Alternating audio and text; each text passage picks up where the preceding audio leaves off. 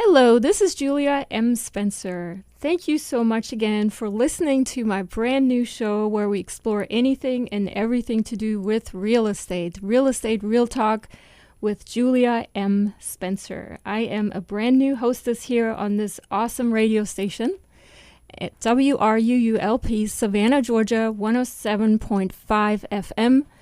WRUU.org. We are Savannah Soundings Community Radio with Global Soul.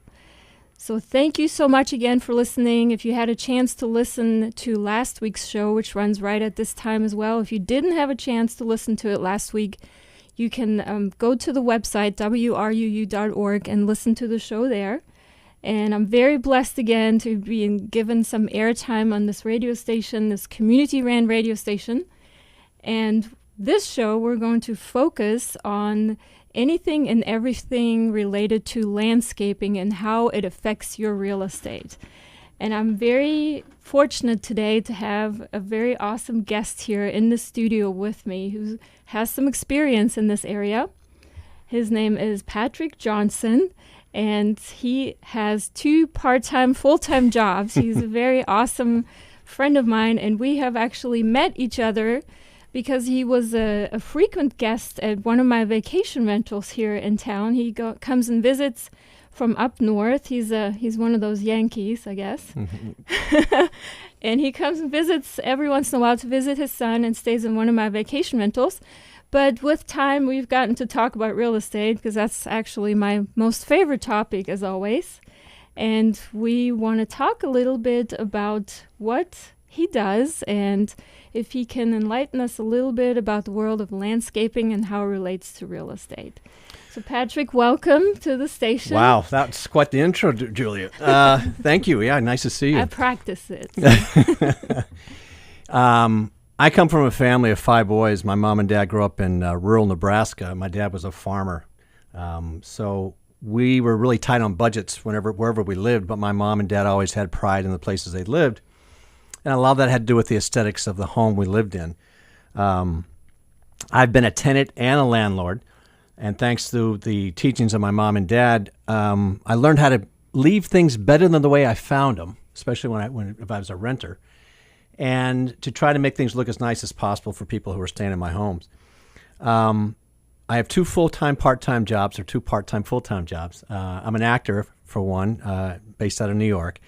But I also work for a friend of mine's landscaping company in Connecticut, and we deal with clientele that are part of the 1%, but also part of the 99%. We have people who have unlimited budgets and people who have very small budgets, but they want to make their homes look nicer on the outside. And landscaping, it's really important in my opinion. One, for your own sense of pride where you live, but also depending upon what you want to do with your property. If you want to live there for a while, if you want to rent it for a while. I mean, it really depends upon what your plan is for your property and what we're going to talk about today, what you can do to enhance it, make it look nicer.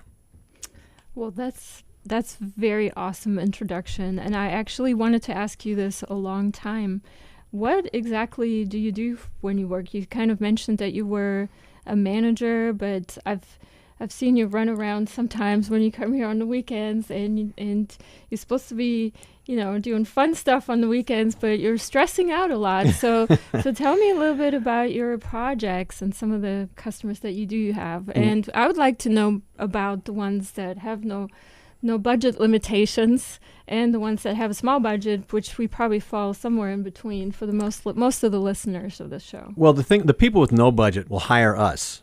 We have a crew of about 20 guys who work for us, and we sometimes are working only on one particular project, all 20 guys, or we're spread apart, 4 or 5 different areas depending upon what we need to get done.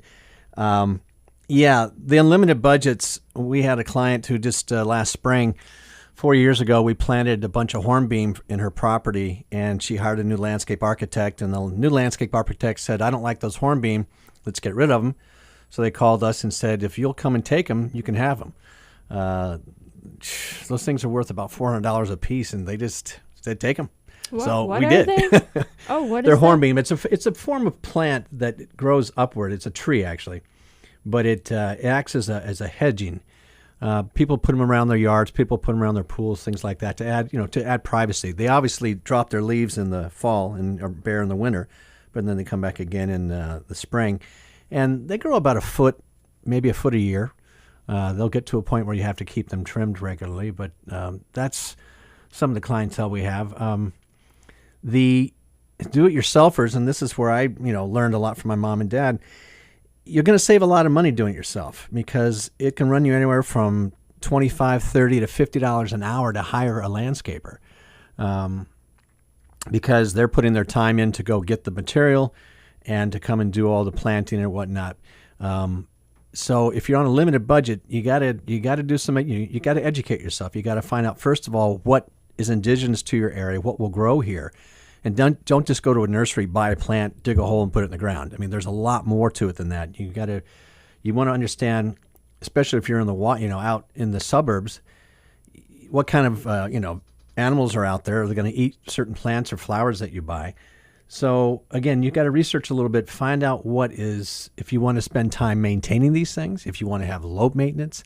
These are all things that you need to kind of put your wish list together. And there's plenty of books and plenty of material online that can inform you. Plus, all the nurseries are willing to tell you as well what will work and not work. Clientele, gosh, like I said, we're working on a particular job where we're doing the veneer for the home. But when the home is done, we're going to be doing about $2 million in landscaping. And that's going to include site walls, which will be just basically retaining walls around the property, and then various plants, climbers, trees, hedges, ground cover. Landscaping isn't just trees, and walls. It's also pathways. My brother, when they bought a home in Westchester, Pennsylvania, it was a new home. There were no trees anywhere. There was grass up to the front door. So he spent 5 weekends on his spare time putting a brick walkway in. These are things, again, you can do on your own. It just takes some time and effort, and you'll save a lot of money by doing it that way. Which brings me to a question, actually. Thank you for explaining that. You said you are on a team you have a team that you work with of about 20 people. So you have to basically have somebody on the team that's the architect, somebody that maybe went to school for that kind of profession, and what would they have studied, and how do you find, I'm just being really ignorant here, how do you actually find a landscaping company? I mean, I see the trucks driving by with landscaping all over printed there, but a lot of them are just barely qualified to just cut your grass, and I wouldn't even know how to find a company that does this job properly. And you know me, actually, so the house that I have here in the city of Savannah that has absolutely no landscaping. I mean, it's a very sorry excuse. No, I saw a plant on the front porch today. So I wouldn't say I have no landscaping. That one plant, and I have to add here funny, I actually brought that plant inside because it looked really good at one point. I brought it inside and it was dying. Oh, yeah. So once I put it back out, it actually is now alive again. That one plant is my only landscaping aspect of that whole entire project. And it didn't look like you broke your budget buying it either. So, but it looks good out there. It came with the house. Yeah. So. Well, I think with anything you do where you're going to have people involved who are going to be charging you money, I also volunteer in my community. I'm in charge of the maintenance of our community, of hiring the guys to do that. But a rule we have is if it's over a particular amount of money that's going to be charged that we think, you have to get at least 3 bids. And it's always good to do that. One, because you can kind of pit one bid against the other, and also do some research and get references and see what they're going to do. Again, it depends upon the scope of your project. But yeah, there are a lot of people who claim to be expert carpenters who, don't even bring their own tools. I think you told me a kind of a crazy story about someone recently you work with. Oh, yeah. But yeah, I think if you're going to put the time and effort into spending your money, then yes, you should definitely get at least 3 bids. Try to follow up with any type of references. And if you can go by and see some of the things they've done, say, do you mind if I drive by and see, some of the properties you've done? You don't necessarily have to go onto the property if they did a good job and you can see it from the road.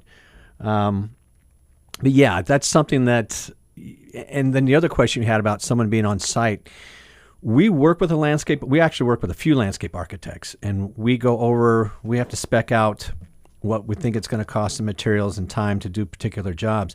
They aren't necessarily there during the work per se unless we're doing plantings, and they're not quite sure where they want to place them. And we're talking thousands of dollars worth of plantings where they'll put some here, then some there, then they'll rearrange it, and we have all our guys doing that. I do a lot of physical work with the guys because I can't just stand there and point fingers, but my job basically is site manager to make sure we are following the plans that we've been given, especially if the landscape architect isn't there. You don't necessarily, unless you're going to go and do anything above $25,000, I think it probably wouldn't hurt to get at least a landscape designer. You don't necessarily have to get an architect. There are a lot of people who are educated in horticulture that can go in and tell you what type of plants would go well with each other, what will do a good pollination as far as keeping, like there's certain holly. If you have all female hollies and no males, those hollies aren't going to do well. And I didn't know this when I bought my house. Someone said, your hollies are dying because there's nothing to pollinate them with. I'm like, oh. So I went out and bought another holly to help do that. But this is, again, me learning as I go as well. So yeah, you don't necessarily have to have a landscape architect to do some plantings. And drive around some neighborhoods. Drive around neighborhoods, take pictures. What works? What do you see in your own? Go with what you like. If you see something in someone else's yard, don't feel like you're being a copycat. I think you'd be doing an honor to your neighbor by saying, wow, I really like what you did. I'm going to do that as well. And a lot of people they cut pictures out of magazines and say, this is what I want. Because they really can't. I can't look at a blank canvas and draw a picture. But I can sure, critique what you've drawn for me, or say I like or don't like, or make changes that way. But some people are talented to know exactly what they want, and others, like myself, I don't know until I see it. That's an excellent idea. I'd be the creepy person driving around and actually knocking on people's doors and going, "Hey, what'd you do here? Who did that for you?" And they're like, "Okay, she's just too creepy." I wouldn't say you're creepy, but yeah, you. It's like, okay, you're trying to stake out my place. You're trying to rob me. You're not actually interested in my landscaping. Yeah, well, that's here. Sometimes the reactions people would have. Yeah. So, but that brings up another point. You had actually mentioned a couple of numbers here, and $2 million or even $25,000. That's kind of like probably at the top level of what anybody would probably want to spend on their personal home, and maybe not. It just depends on, I guess, what kind of real estate you have. I would definitely be much lower than that. But what is it that an average person, I guess, with an average piece of real estate, let's say maybe anywhere between $150,000 maybe and $300,000 real estate property, would expect to spend? And I'm going to just caveat that for a moment. I actually have a piece of real estate in Macon, Georgia, and when I purchased that property in 2005, the plans for the landscaping was actually excellent. Mm-hmm. And the plans for that landscaping were left in the house so I could actually review them. And I do remember that it was maybe around $5,000 that the original builder had spent on the landscaping. Okay.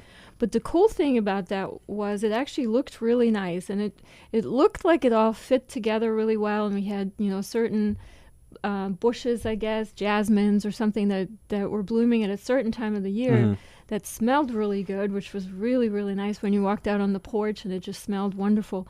But what would you actually recommend, maybe as a percentage of the value of the home, somebody should ideally spend on a landscaping job in order to maximize the adding the value to the home?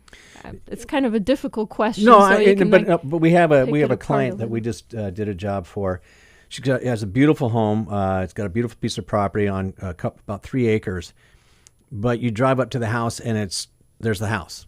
And that's it. There's nothing. There was no bushes, no trees, nothing. There were a couple of big trees as you drove up there, but that was it. And they were going to, they put a patio in, a pergola, stone, and she spent over $200,000 on the landscaping to make additions to it. And it really did make the house pop. Made a huge difference in my opinion, and hers as well. She's very happy with what she got. So I would guesstimate between 5 and 10% of the value of your home is what because I'm just thinking you can be inside a lovely home and it's great. Then you walk out and you go, oh, look at this yard. I mean, I think it's really important to try to make it look not as perfect. I don't think a yard should be perfect, but appealing. There's got to be things out there that when you walk out and go, wow, I really like spending time outside because, one, I like the way the jasmine smells, or I like the way that bush looks, or I like those flowers. So, yeah, I say between 5 and 10% of the value. I wouldn't, because I know that I guess you have or will be talking about buying foreclosed properties and things like that. You don't want to go spend, if you get a property for $10,000 that's worth $100, don't go spend $100 on landscaping. Put some money into it. But it should also be one of the last things you do. If you're going to be renovating the house, you do not want to spend a dime on any landscaping until you're done with all the house renovations, because dealing with the guys we deal with, the contractors that are the carpenters, the painters, all these guys, they are not going to walk around a bush. They're going to go through it if they have to. So landscaping is the absolute last thing you do. And that makes perfect sense, actually. You don't want people trampling on your bushes and your flowers and everything. But that brings up another really important question. Do you actually have to get permits or permissions from homeowners associations or condo associations for certain things that you're allowed or not allowed to do? And I know there are some covenants in some neighborhoods where, for example, if you wanted to put a fence somewhere, it can't be a certain color. It has to be a certain amount of footage from the street, so it kind of blends with the rest of the neighborhood. Do you have any we have to get permits every once in a while. It's not a everyday thing. Not all the jobs we do are like that. Especially if we're doing a pool, we have to get permits. If we're going to be dealing with electrical things, we have to get permits, plumbing permits. Yes, there are definitely regulations. We have a job in Brooklyn, New York, a couple of them actually, where we were hanging there. They're called twig panels. They're about $300 a piece.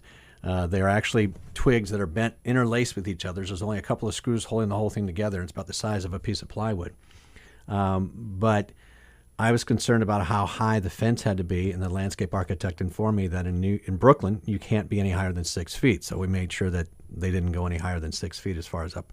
But yes, every particular community, not every, some of them just go by whatever the city represents or requires, or the community. Rarely do they have, I wouldn't say ordinances. Some do. Some private communities do. But yes, you can't build a 20-foot wall, especially, you can't build it anywhere unless you're out in the middle of nowhere. So it wouldn't hurt when you start these projects, especially if you're going to be dealing with a landscaper, to find out from them before you get going, because you don't want to have them all show up with all the materials. Oh, we don't have permits. So it's the homeowner has to do some homework as well and look into those kind of things. That is excellent. And I have to add my little caveat, my little 2 cents worth. I actually owned a condo here for the listeners. This will be funny. I owned a condo at one point in Macon, Georgia. It was, I think I've already discussed that on my last show, but the condo association there was actually very, very diligent about making sure that nobody does anything illegal on their little 5 by 10 foot piece of lawn that's right in front. And that's the only piece of lawn that actually belonged to each one of the condos. It's a very small space. But the people there, I guess they didn't have a life, so they went around with a little ruler and made sure that the grass was not over a certain amount of age. It was actually quite comical. Because when I got these notices and said, your lawn is too short or it's too long or whatever, and I'm like, really? You do not have a life, apparently. So, yes. So that's why I'm asking the question about homeowners association. And what I've found in my real estate investing career anyways, that there are condo associations. There's like the homeowners associations, the light homeowners associations, and then there's the ones that are very diligent and very involved, and the president is a local lawyer and retired on top of that, so he just has to get something going to follow all the covenants of any kind of association. So you kind of have to be, I guess, very mindful of what homeowners association you're dealing with, and kind of do what makes sense, basically, or make the decisions according to what makes sense for your neighbors as well as the kind of association that you're dealing with. Yeah, and I volunteer on the board in my community, as I said, maintenance and some other chairs as well. But the thing we found, everyone comes to us and complains about barking dogs to neighbors not keeping their trash bins covered and all this stuff. And then a lot of times, if you just go knock on your neighbor's door and say, "This is what I'm planning to do. Do you have any objections to this? Or can you, maybe keep your dog inside, in the early mornings and not have them out at 5 o'clock in the morning while I'm still trying to get that last half hour of sleep." Those are things too with plantings. Hey, look, we're going to put a hedge up. My friends who literally introduced me to the community I live in now, when they bought their home, they planted arborvitaes alongside the fence line of a playground in their home. It doesn't block out the noise, thank goodness, because I think they have no problem hearing kids laugh and have a good time. But the hedge now is 15 feet high, and that's over the years that it's been growing. They have to spend about $1,000 to $1,500 a year to maintain that hedge because it needs to be trimmed every year. But it took about a foot a year for it to grow. Before you knew it, they had this big, high hedge. Now hedges, we talked about fences earlier as far as, ordinances, but hedges, I don't think there's a limit in some neighborhoods. I think you can go as high as you want with hedges because it's not a set structure. It's something that can, be trimmed down if they have to. But ask your neighbors. Don't just do something and then come and have them knock on the door. Here's what I found about homeowners associations too. I don't know about down here, but ours, we have no teeth. People come to us and say, "Well, can't you enforce this?" I go, "How? We're not a police force. We're not going to fine them. There's really nothing in our ordinance that says you can be fined for certain things. When they first started doing this community I live in, there were only 4 different colors you could paint your house, and there were only one design you can use. Now everyone's coming in and doing their own thing. It's tough to get people to adhere to what the ordinances are a lot of times. That is awesome. I am really glad that you're sharing all your expertise here with us. You are listening to WRUU-LP, Savannah, Georgia, 107.5 FM. Here in the studio with me is Patrick Johnson. He is a part-time actor and part-time landscaping expert on real estate, Real Talk with JuliaMSpencer.com. And we're talking about the landscaping mostly today, although we could probably do another show on the acting as well because he has some very awesome stories to tell on that. By the way, before I forget, Sisters Sound Showcase is a fundraiser for WRUU featuring Cece Witt, Sarah Poole, Stace, and Josephine Johnson in a wonderful night of music at the House of Strut at 17 West 41st Street here in Savannah, Georgia. Hear all of this great music for only a $10 donation. Don't miss this evening of music and merriment on Friday, October 20th, 2017 from 8 to 11 p.m. Also, if as a business you enjoy our programming on WRUU-LP, please support the station with a donation. Let your customers, neighbors, and friends know that you share our vision of building a thriving, community-based, diverse, vibrant radio programming show. And as a business partner, our listeners will know you support Savannah's only broad-based community radio station. Become a tower sponsor or underwriter. To check out the levels of corporate sponsorship and to donate, go to www.wruu.org/business. Again, to check out the levels of corporate sponsorship and to donate, go to www.wruu.org/business. Thank you for listening to and supporting WRUU-LP. So we're back here again with Patrick Johnson, who's going to tell us a little bit more about curb appeal. What, in his opinion, as a landscaping expert, he thinks what would provide the most curb appeal to a piece of real estate. And we actually talked in the break for a little bit about my house here in Savannah, Georgia, which I actually bought at a tax sale foreclosure for pretty much pennies on the dollar. So when I got it, it wasn't quite landscaped. Instead, the landscape, I think, was taking over the house instead. I actually had to... I think you had landscaping on your roof. I still have landscaping on my roof, but basically I had to hire somebody to first find the house underneath all the vegetation. So we're coming from a very extreme side, but You can use that house as an example, but just give me maybe some feedback, and the listeners too. What could make their house have a little bit more curb appeal in your opinion? Well, I mean, it's interesting because last time I was down here, I think it was right before Irma hit. I was driving down the street that you have the house on, and I noticed how many of the other houses I hadn't noticed before had brand new paint jobs, and they just stuck out. I was like, wow, this neighborhood's really changing. And of course, yours is going to need a paint job. There's no question about it. Your front porch is going to need to be redone to some degree. Maybe the lattice down below, either painted or repaired or replaced. But yeah, I actually don't think there's any lattice at all at the moment. Okay. We can look straight underneath the house. But again, Julia, what is your plans for this house? I mean, you can go all out and spend, thousands of dollars making it look really great. And then you're going to say, well, I don't want to keep it anymore. It's too much work. And you're not going to get a lot of return because of that money you put into it. Or you can spend just a couple $1,000s and do a lot to it. A nice curb appeal. It'll stand up. People will drive by and go, oh, wow. Oh, that's the one that's for sale. Yeah, okay. Let's go look at it because it looks so nice from the outside. And once they get inside, too, they're going to realize how nice it is. But it really depends on what your short-term and long-term plans are for any investment you make. It used to be that I bought my house because that was my long-term investment. I had it for 22 and a half years. 22 and a half years. Wow.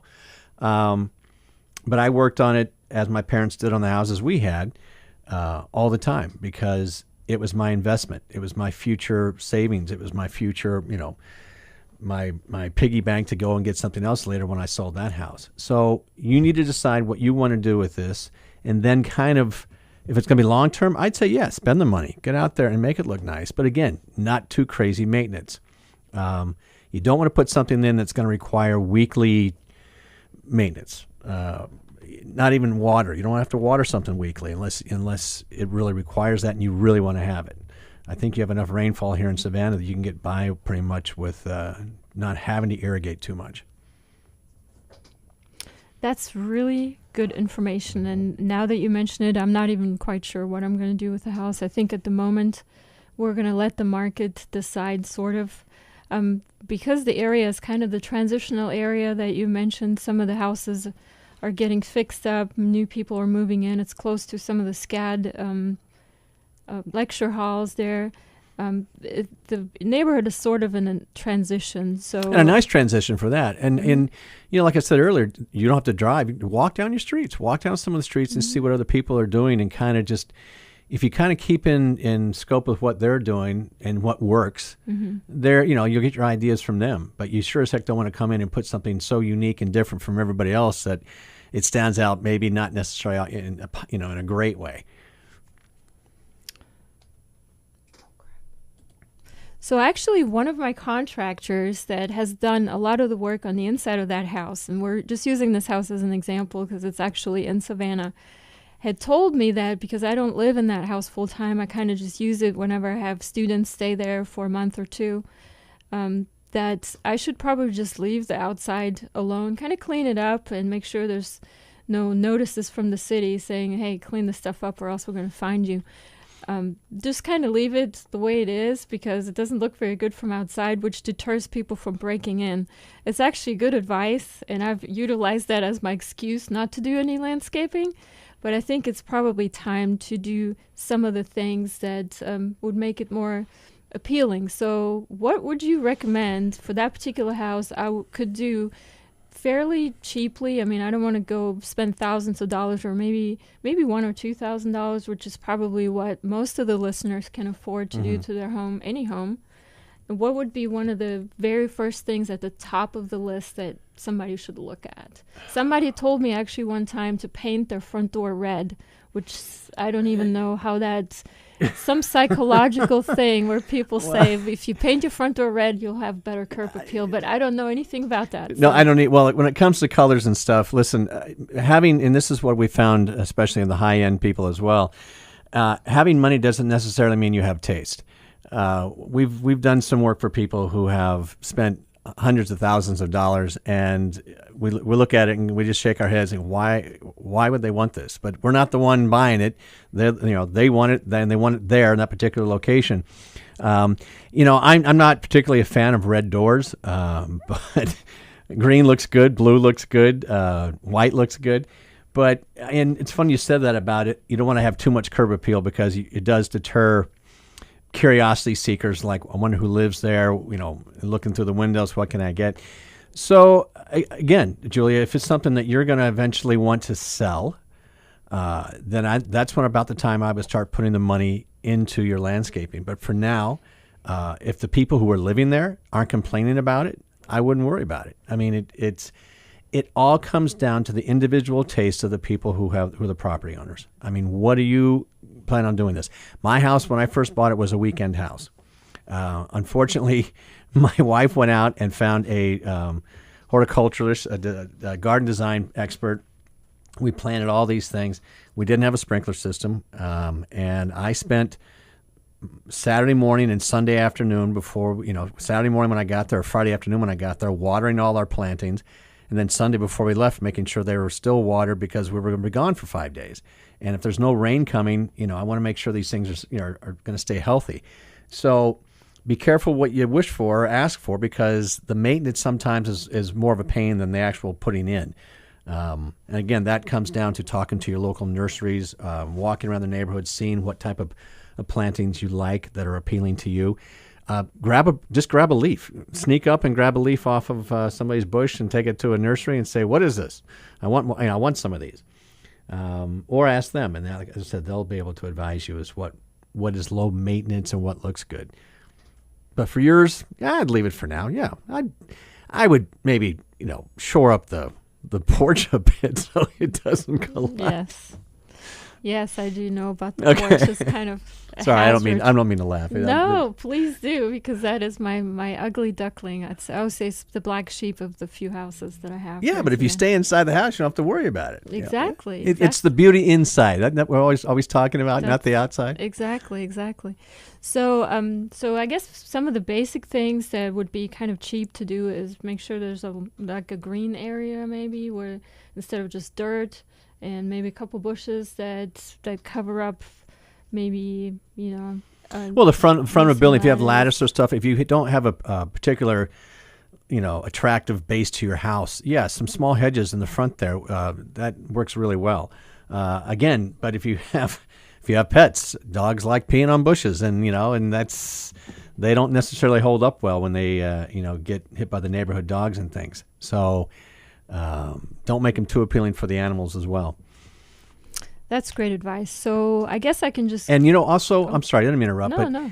On your porch, and this is something could really, it'd be simple, but just flower pots. And you water them once a week, but you can that's where your red comes from, and that's where your yellows and whatnot, and you can really, make it look nice. And those are annuals. And you're going to have to do them every year, obviously, but you water them once a week and they should be fine. And that'll really add a lot of just charm to that house, just showing that, hey, someone cares about this place, and there's some TLC there, but you don't have to knock yourself out with it. That's great advice also, although at that particular location I'd be a little afraid of my flowered pots getting stolen. I wouldn't invest too much in the pots themselves. Which actually has happened before, believe it or not. I remember I put some really nice potted plants, not here in Savannah, it was a different city here in Georgia. And somebody just came up at night and took my flowered pots. I'm like, you must be really desperate to steal my flowered pots off my front porch. Well, when we moved in a house in Albuquerque, New Mexico, I've lived all over the place. So my parents have taught me, having to grow various plants in various parts of the country. We lived in Williamsburg, Virginia as well. But we planted a bunch of evergreens in our house in Albuquerque when we were done with construction. And after about the third year, they were about a foot high. So after about 3 years, they're about 3 feet high, 4 feet high. And the one at the very end, we woke up one morning in December, and someone had cut it down and took it away and made it into a Christmas tree. So, there's they're everywhere. The people who like to borrow things and not give them back. That's right. Yeah. So you got to watch out for that. But that's good advice. I'm probably gonna do that and start looking around, taking some pictures and things. Let's talk about something that I actually have some interest in. I always try to dramatize things a little bit, but can you tell us a little bit about some of the most horrible projects that you have been participating in, or you have witnessed in your business? Some of the worst challenges that you've faced.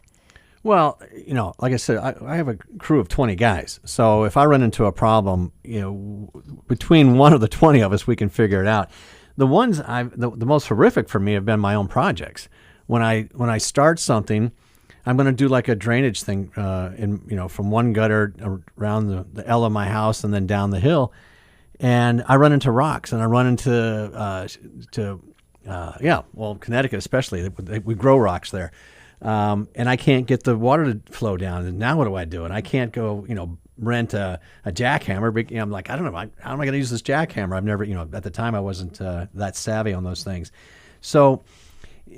I think most of the horror stories for myself have been my own personal projects, the ones around the house where I'm trying to save money, and all of a sudden I'm thinking, oh my God, it's going to cost me a couple $1,000s for someone to come out here and fix this for me.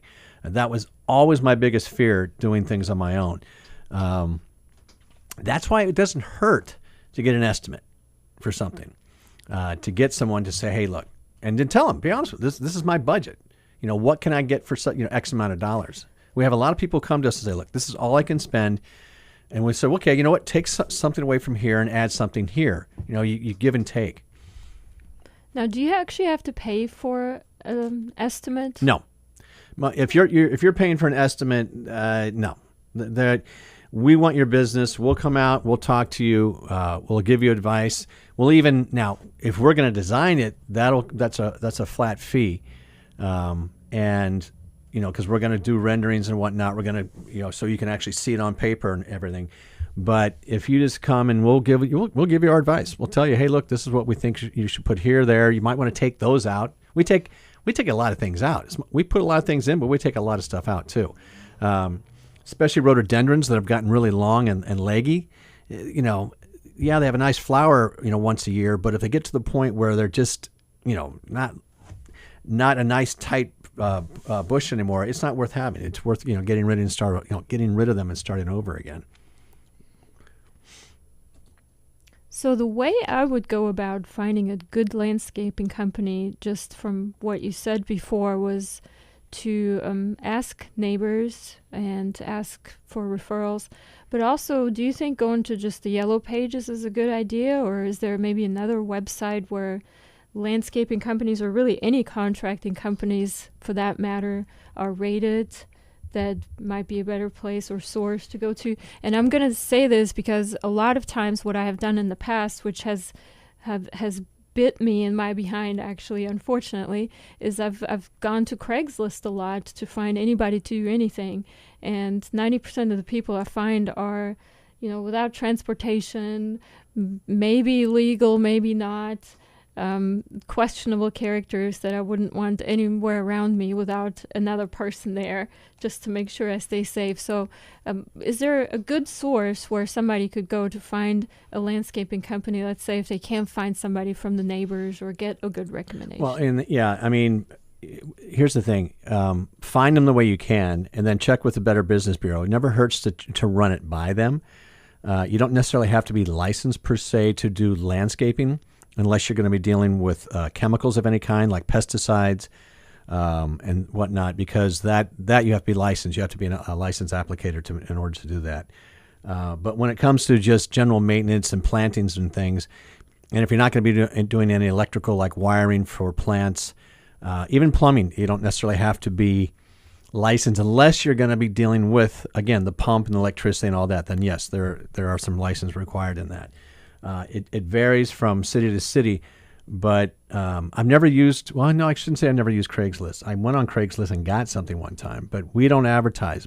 We're fortunate that most of our business is through architects that the owner has worked with before. He's been in business 11 years now. He's got a reputation through certain contractors and architects, so most of our work is coming through them. We do put some signs out on the streets if we're doing a particular job, especially if we're putting up some stone walls. We'll have those little yard signs that we put out in front of the job site. If you see those, write it down or take a picture. But there's no particular site that I know of per se in this area that you go to and are going to be guaranteed a reputable person to do your landscaping. Like I said, references. I mean, talk to them and say, do you have, especially if it's going to be a big job. If it's just going to be hauling some stuff away, that's different. But if you're going to put a few $1,000s into something, can I get references? And then go and talk to those people. Say, look, I'm going to call your references and find out. Or take me by the property or tell me where the property is and I'll drive by and see it. That's awesome information. I'm actually making notes here as we speak on my computer so I can follow some of your good advice.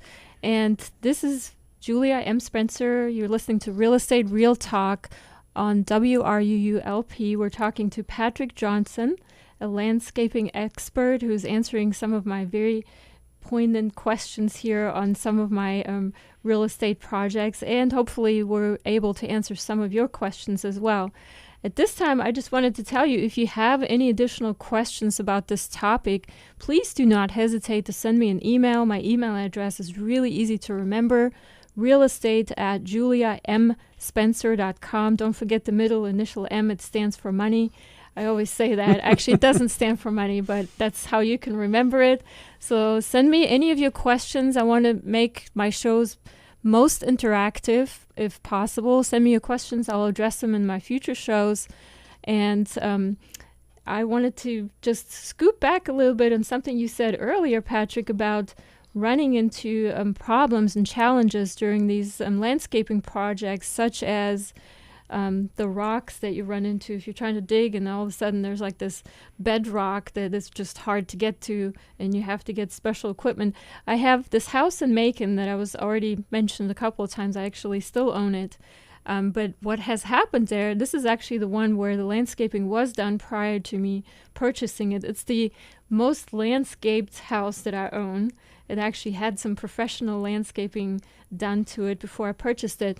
But what has happened over the years, and this is a really weird kind of house where it's actually sitting on a crawl space, so it's a little bit elevated. Mm-hmm. It's not on a slab. Right. And there's I guess the elevation, there's a little bit of an elevation change from the street to the house, in that the house is sort of a little bit in a ditch. So what happens is that whenever we have a lot of rainfall, over the years, I guess there's a little channel that formed from the street to underneath the house. And the section where the house meets the regular landscaping section is the one that just grows phenomenal, because there's a lot of water that goes there all the time. Are these the kinds of things that you would also consider a challenge when your architect, I guess, designs these landscaping projects, is to incorporate elevations or even adjust elevations if necessary? Because I can just imagine that if you're not paying attention to the way the water table is and the water flow is, you can run into some very significant problems, which then maybe even can cause damage to your house if it's not done properly. Mm-hmm. And how is that? I don't know what I mean. The basis for a lot of the homes down here, we have what are known as curtain drains up in the Northeast, and basically it runs around the perimeter of your home, and it's drainage. Basically, it's drainage that comes off your roof. Even if you have gutters, you're still going to get water. Sometimes it runs up to your house, and it helps divert the water away from the foundations.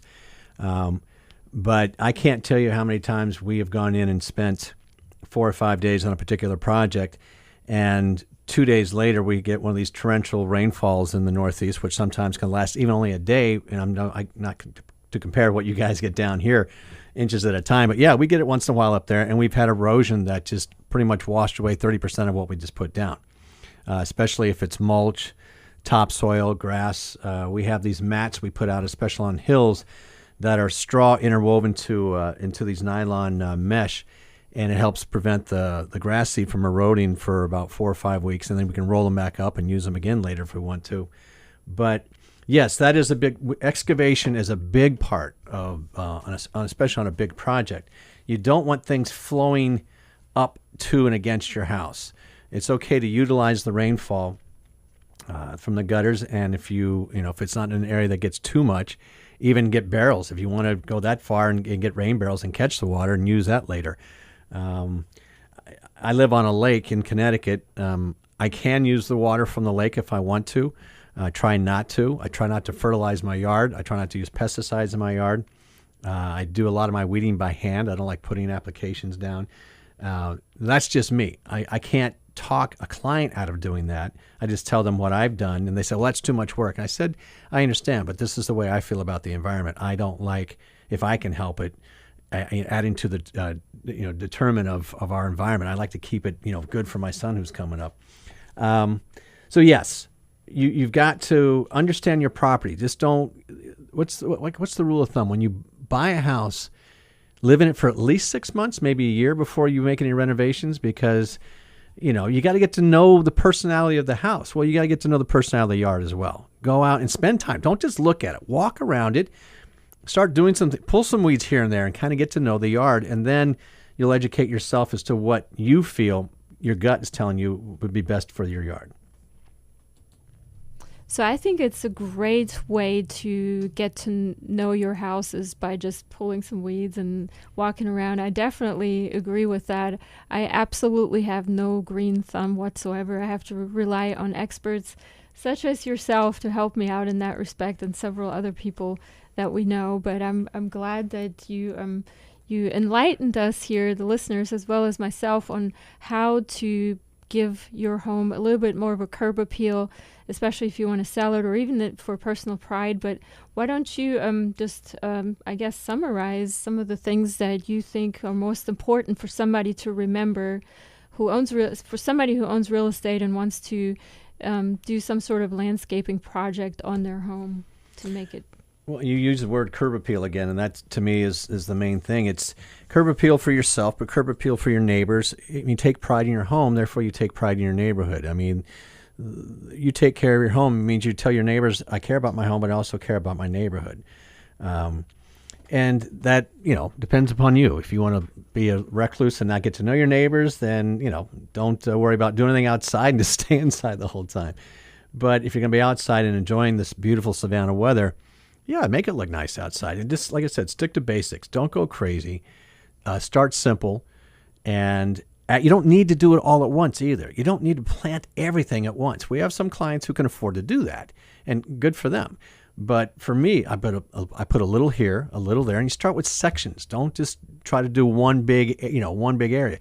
Start with sections, gradually add more as your budget allows. Keep adding, keep adding, keep adding. And like I said, there are books, there are all kinds of things you can thumb through, get some ideas. I think if you don't want to spend a lot of money, spend some time. That's the best way. Go and educate yourself. If you have the money to spend, then go hire somebody. But if you on a budget, the more time you spend, the more money you're going to save. You'll get exactly what you need. And if you are one of those people who can get out there and get someone to say, hey, this is what I think you need, have them give you some renderings, go that way as well. That's excellent advice. I'm definitely soaking up everything that you're saying. I'm going to use that. I'm really bad about doing sections. You're gonna hire somebody. I will hire somebody for sure, because I look at my lawn, any of my yards, and I'm like, okay, I'm done. I'm already overwhelmed, and I have no ideas whatsoever. Well, and one thing, Julie, real quick.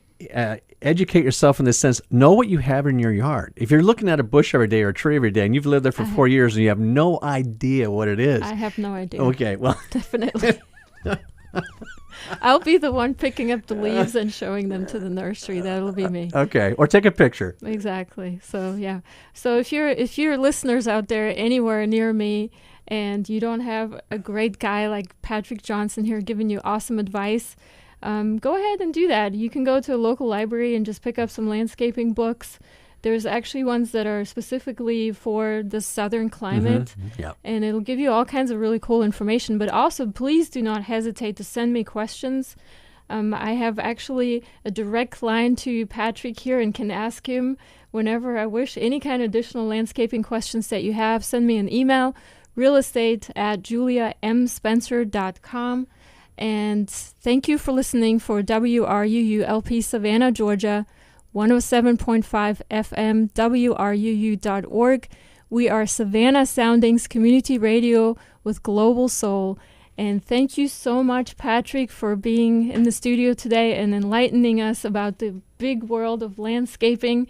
And I'm really happy that you came. Thank you so much. Thanks for having me, Julia. And I hope you'll tune again into my show next week at the same time, Real Estate Real Talk with Julia M. Spencer. Thank you so much and have a great day.